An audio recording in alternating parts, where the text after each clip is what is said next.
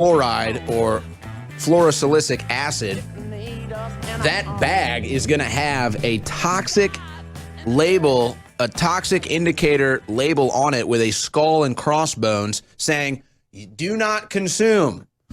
But they take those bags and they dump them into your city's water. Interesting, isn't it? Now, ingesting fluoride for dental health or any sort of health, I'm yet to see the science of. Topically, perhaps it's there. But ingesting it, mass medicating an entire civilization, something isn't right. Now, Infowars has been reporting on the fluoridated water crisis for literally decades. Alex Jones was called a conspiracy theorist for it. But there's Harvard studies out, and recently a JAMA pediatric study went viral reporting that specifically pregnant women that ingest fluoride lower the IQ of their children, but that fluoride as a neurotoxin does indeed lower IQ. This is why the Nazis put fluoride in the water at the concentration camps to keep their Jewish captives docile, not thinking for themselves. And then that's just the surface level stuff. If you really want to get to the deep, dark secrets of it, fluoride is destructive towards your pineal gland, calcifies it, and then essentially you lose touch with your soul, you lose touch with your spirit, your consciousness, and God. But that's really deep level stuff. Why are we talking about this? People are now learning that fluoride is lowering IQ and questioning why are they putting it in the water. So we bring a guest on, Robert Phoenix from Clean Water Fredericksburg, cleanwaterfred.com. And the reason why we bring Robert on is because he led an initiative in his city in Texas to get the fluoride out of the water, a successful initiative. So Robert joins us now. Robert, you know, individuals can do certain things to keep the fluoride out of their lives. We provide solutions at InfoWarsStore.com with water filters, shower filters, nascent iodine, but we'd rather not do that. That's just a solution to the problem. You're facing this issue head on and taking it right to the municipalities. Tell the audience what made you get or push to get the fluoride out of the water in Fredericksburg, and how were you successful? Okay, so first of all, to be clear, we are still in the process of having them stop the fluoridation of our water in Fredericksburg. So to that end, what we did is we got together very informally. We all, we found out that the pump that they use to pump that fluoride into our system, the hydrofluorosilicic acid, was shut down for a while. And we were hoping that... So wait, I'm sorry, I just want to be clear here. I'm sorry to interrupt, but you're saying they had it was a specific pump, a pipeline going right to the water supply that was just the hydrofluorosilicic acid. That's right. They have to have. And you guys just had them turn the valve, and it was off. No. What happened was that the pump had broken down. These things break down about every 2 or 3 years. And during that interim, what we had hoped to do is we hoped to go to the city council and say, keep it shut down. And what happened was that there was a very a small but strong cadre of dentists that also went to the city council and said, keep it turned on. It's for the betterment of the community. And so at that point, once it got turned back on, we went to the city council here in Fredericksburg and we supplied them with a bunch of material, which is generally what happens when people get concerned about the fluoridation process. They think that the city council has the same kind of open mindset and concern that they do. And then they find out very quickly that even with all the information that has been, put together and collated, that they either don't care or don't even read it. And so that's what we found out. So they turned the fluoride back on. Now, we got involved because San Marcos, here in the Hill Country in Texas, has spent 2 years working on this, and they managed to get the fluoride stopped. They had the process stopped, and so their water is no longer fluoridated. And so what we did is we reached out to Sam Brannon at Fluoride Free San Marcos, and he basically said, hey, look, there is the potential here for you to go in and amend your city charter, the state of Texas allows you to do that. You got to get 5% of the signatures of your registered voters, and you can get a measure on a ballot. Okay, so that's what we did. We went out and we got the requisite number of signatures, and now it's actually on the ballot to be voted on in November. So we're still in the process here, Owen, of getting the fluoride terminated. We don't want it in our water anymore. We don't want the hydrofluorosilicic acid pumped into our water supply. So we're still in active campaign mode. What we have done is we've got it on the ballot, and we're really happy. We're really proud about it. It's been a great experience, and it's also been just as inspiring as what Sam and the people in Buda and the people of Kyle were for us. We're starting to have that kind of effect with other people, and they're wanting to figure out, well, how can we do the same thing? And it's one of those issues that is kind of a low-hanging fruit issue that people can still wrap their arms around and make a change in their communities. So that's where we are today. Well, what have you learned, I mean, from the process in San Marcos that they went through to get it out of the water? I mean, how much community outreach do you need to go to? How much public information needs to be put out there for people to even go to the polls and realize that this is an issue? I mean, what are you looking at now as far as groundwork is concerned? So our community here in Fredericksburg is very, very different than San Marcos. Population is a bit different, and just the style of politics is different. And I know that in San Marcos, they were really up against some, how do I say, kind of dramatic political forces that were pushing back pretty hard on what they were doing. Here we're not having the same kind of struggles that the San Marcos folks have had. Our struggles, or our sort of biggest point of contention, has come from the dentists, who have been the most outspoken people that are invested in fluoride. And what I have learned, and what we've learned from this experience, is that it's an amazing thing to be involved with, right? Because it involves people that are concerned about their health, about their children, about their community, about the water, about the political process, because they're essentially, and you really kind of hit the nail on the head, they're medicating us without our consent. And that's a really big deal. So if you're into freedom, if you're into liberty, if you're into personal choice, this is a really, really big issue. So it touches a lot of different nodes. And through those nodes, people are becoming awake, aware, involved. We've had great response, great feedback. We've had some really fantastic support. Texas Caregivers out of Houston has been on our side and given us a lot of support. So this has been great. It's helped us galvanize, and it's helped different people from different sort of belief systems, faiths, come together and work on something and put some of that stuff aside. And it doesn't really matter. What matters is getting the work done and getting the pumps turned back on and having fluoride out of our water. It's been fantastic, actually.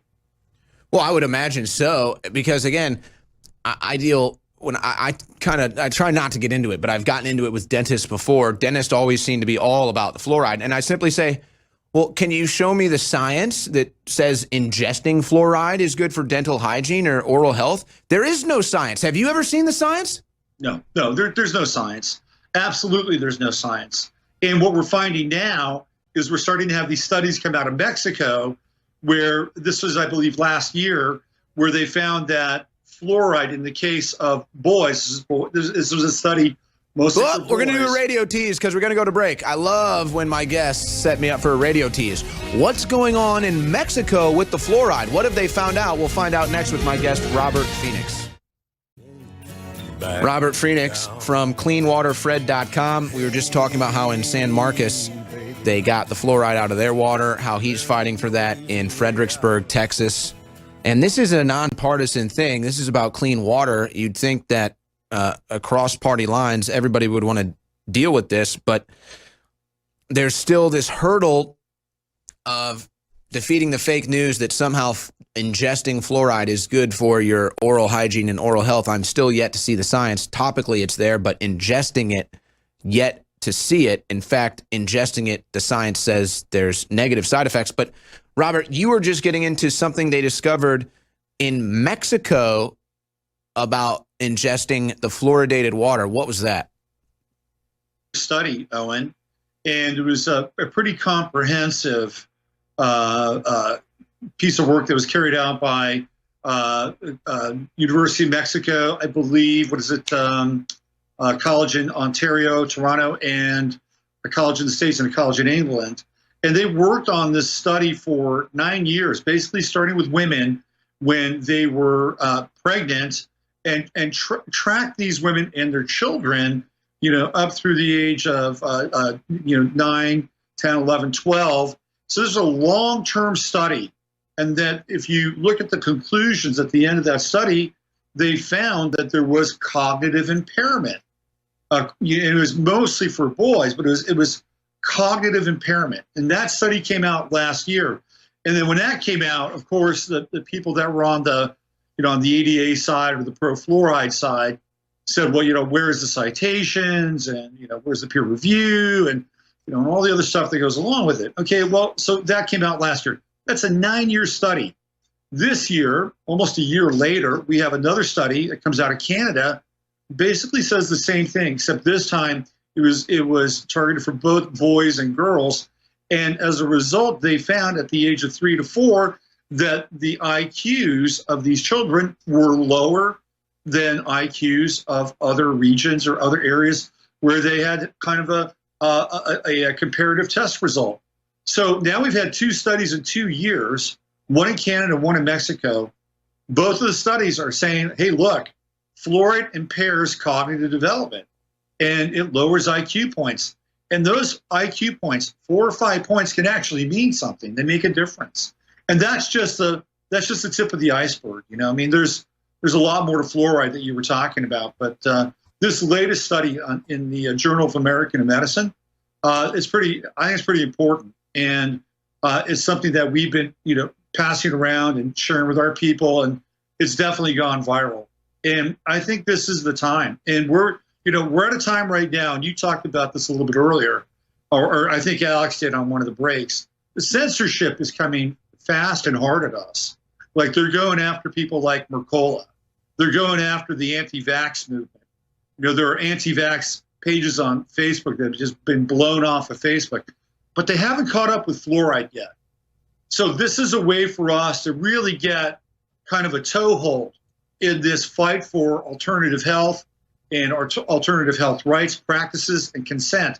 And I urge everybody who's in a small town across this country to really look at this, look at fluoridation in your water, and begin to figure out how you can work together and stop it altogether.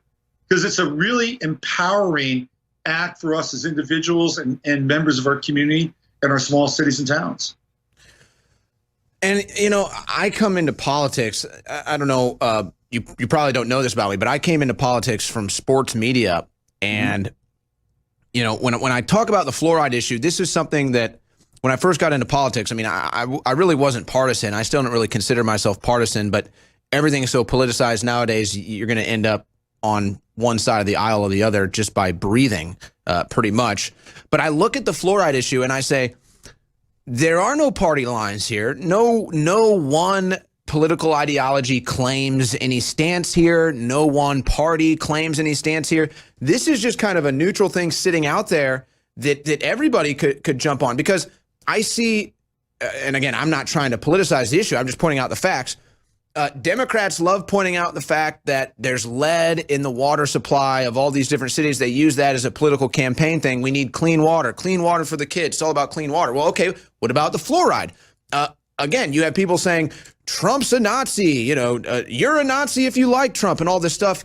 Okay, well, there's no truth to that. But what is some truth about the Nazis? Well, they fluoridated the water to keep the Jews docile inside the concentration camp so they wouldn't rebel.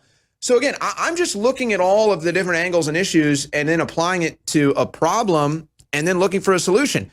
I would imagine if people could actually learn the truth about fluoride, that everybody would say, why are we fluoridating the water? I take all kinds of supplements. It doesn't mean I want it in the water. I don't want them to put iodine in the water. I don't want them to put potassium in the water. I don't want them to put magnesium in the water. I don't want them to put CoQ10 in the water. I don't want them to put BioPCA in the water. I take all those supplements, but you don't put it in the water.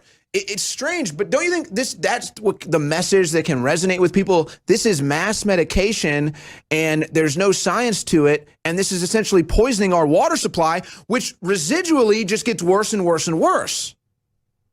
Yeah, I think you've really helped me come up with a new kind of campaign angle that if you're pro-fluoride, you're anti-Semitic. How's that sound? I like it, but I don't know, because anti-Semitism is popular amongst some parties these days. Yeah. Anyway, to your point, you would think that people would agree with you, right? We're about to get the guy. We've got a cat coming into the picture now. Yeah, he's kind of an internet personality. I've got my own show, by the way, if you didn't know that, but I do Tuesday through Thursday. He's part of my thing. Anyway, that's a fluoride-free cat, though. He is totally fluoride-free. Okay, good. Yeah. So the deal with fluoride, you would think that it would be a nonpartisan thing. But I've actually talked to dentists about fluoride, and here's where they come from, is that the fluoride helps disadvantaged children from homes and families that don't have a lot of money. They may not get the best dental care. So it's our duty and our responsibility to put the fluoride in the water for those kids, okay? So they think they're actually doing good. And we know that children have been politicized heavily, over the last 3 to 4 years, right? From the border, the number of situations where children have been propped up and used for political tools and agendas. And there's kind of some of that built in to the fluoride thing, because they're counting on this sort of widespread solution for people that are below the poverty line or close to the poverty line. They feel like they're helping them. But I think patently that that's wrong, and the science is wrong, and the sentimentality is misplaced. Well, and I'm just trying to think, too, you got all these countries that are also fluoridating the water, and they try to say, well, we want to help poor people, but it's like ignoring the facts. Like, of course, they say, well, look at dental hygiene 30 years ago or 40 years ago. Well, yeah, there's been so many advancements in technology and just general dentistry and the practice of dentists and orthodontists and everything. It has nothing to do with the fluoride. So to me, that's a false claim to make, that fluoridating the water is making people's dental hygiene better. I don't see it at all. I think it's just more dentists, more access to dentists, more access to toothpaste and a toothbrush. But they want to say, oh, no, we're doing this for the kids. But why do you think it is? Because you're so right. And by the way, I think this fluoridealert.org, you see the percentages going up. I think this is illustrative of what happens. When they start fluoridating the water, eventually the entire water supply is going to become fluoridated. Even the food supply is going to become fluoridated, because what do you think you're feeding the plants with? The fluoridated water. But where do people decide to draw the line? Because why do you think dentists are so pro-fluoride just in the last 40 seconds here? Oh, I think they're indoctrinated. I think it's part of their indoctrination. And, when people are indoctrinated and they take an oath on something, for them to circle back and renounce that, in a lot of ways, they're renouncing everything that they believed in, their life. Then they have to deal with the fact that they've lied to their patients. I mean, basically it's a Tower of Babel of belief. And to tear that thing down is to tear down one's entire life and one's entire existence. And most of them just don't want to do it. Yeah, I think that's right. And I think that same paradigm applies to doctors with vaccines, where they just don't even want to say anything negative. Hey, Robert Phoenix, where can people watch your show? Is it cleanwaterfred.com? No, it's 15 Minutes of Flame. It's over on YouTube. 15 Minutes of Flame. Robert Phoenix on YouTube. Thanks for joining us.